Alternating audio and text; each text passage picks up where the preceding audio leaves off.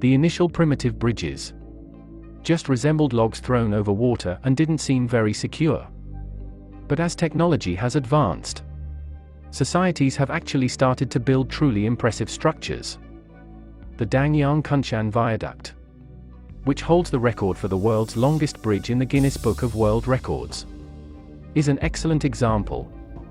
There are locations, though, where bridges appear to be necessary but are absent.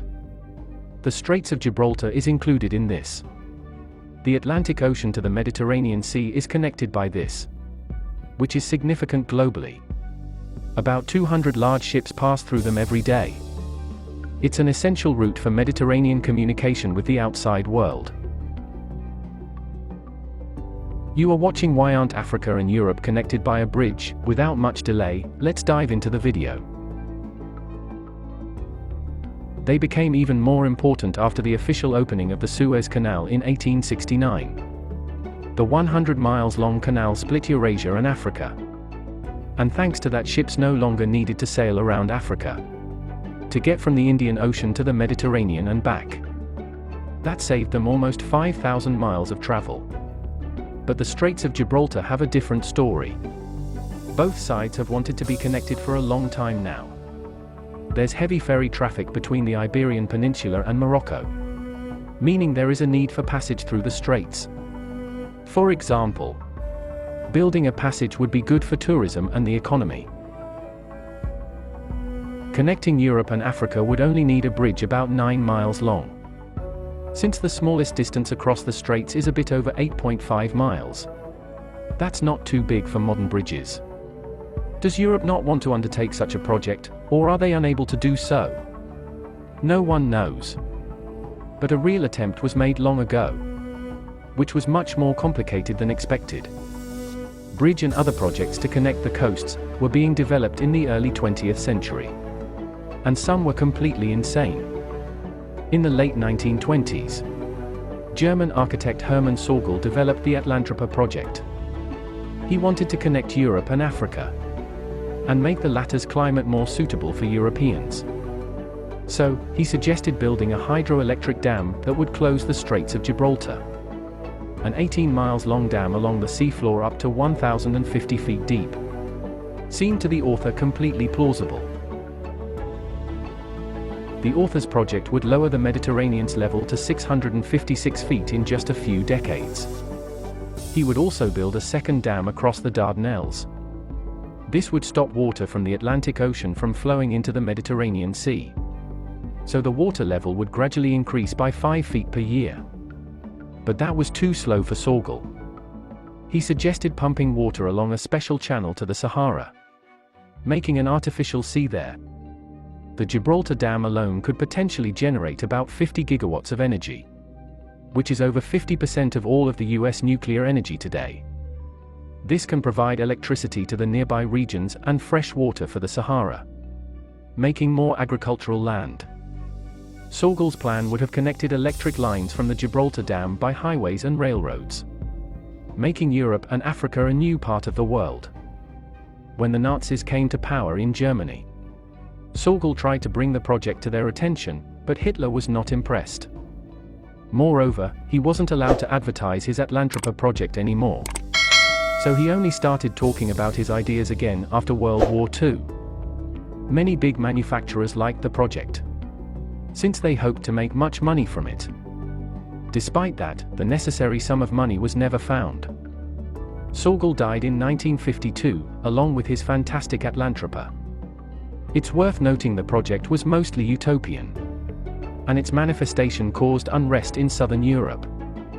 But there have been more realistic ideas for uniting the two continents.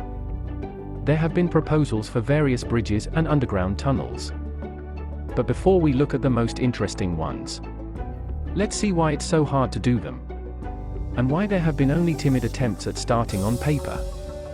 The problem is mostly geographic, and a big part is the depth of the strait. In some places, it's over 3,280 feet deep. In comparison, the world's tallest building, the Burj Khalifa in Dubai, is 2,716 foot tall. Imagine having to build supports even taller than that. Additionally, the world's tallest supports are in the 𝕼𝕠𝕠𝕠𝕠 Viaduct at just 803 feet. We've never made supports as big as 2,700 feet.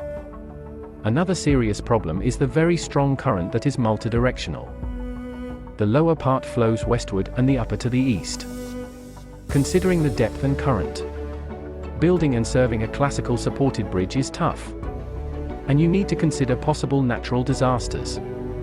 The cost of this project would be billions of dollars. And many European experts are convinced it's simply technically unrealistic. But despite that, in the 1990s, Chinese-American engineer 𝕸𝕗𝕚 𝔸𝕚 proposed a bridge across the strait. He wanted to connect Europe and Africa through 2 points. A peculiarity of his bridge was the unprecedented span of 3.1 miles. As an independent consultant, 𝕸𝕚 attracted an engineering company from San Francisco, created computer models and researched the structural configuration, roughness systems, and aerodynamic characteristics. Overall, it was taken very seriously. The project was evaluated at $15 billion, but remained on paper as usual. Later in 2004, American architect Eugene Su proposed another extremely unusual bridge. He designed a floating bridge whose segmented construction is similar to a spy. The architect aimed to create an artificial island almost 3.1 miles across. It would have wind and water turbines that could provide significant electricity to Morocco and southern Spain. Part of the bridge would go under the water, so ships could pass over halfway through. If Eugene Su's surprising bridge had been built, it definitely would have been one of the region's main tourist attractions. But it didn't come to pass. Ideas about building a tunnel under the straits have been bouncing around for a long time. For example, the tunnel under the English Channel is 32 miles long, over 3 times longer than the Strait of Gibraltar. The first ideas of such a plan appeared 150 years ago. Now there are problems with finances and construction debt. So, if bridges don't work, what about something else? In the 1930s, Spain returned to the tunnel plan. But it quickly became clear that the strait's base was made of very hard rock. So digging a tunnel would be too difficult. Another difficulty was that the strait is about 3,000 feet deep near the Rock of Gibraltar. And we've never made a tunnel so deep.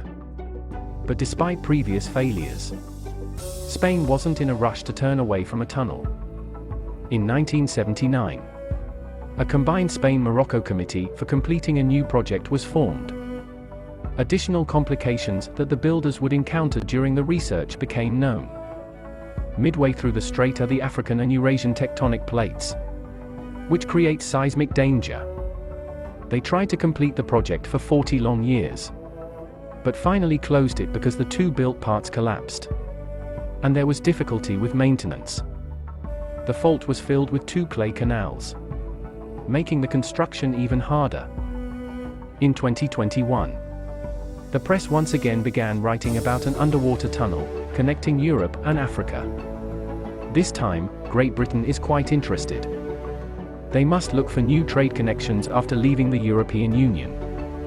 The construction of a tunnel from Gibraltar to Tanger, Morocco's largest port, is a logical step. Now it's not clear who would control the borders and who would pay for it.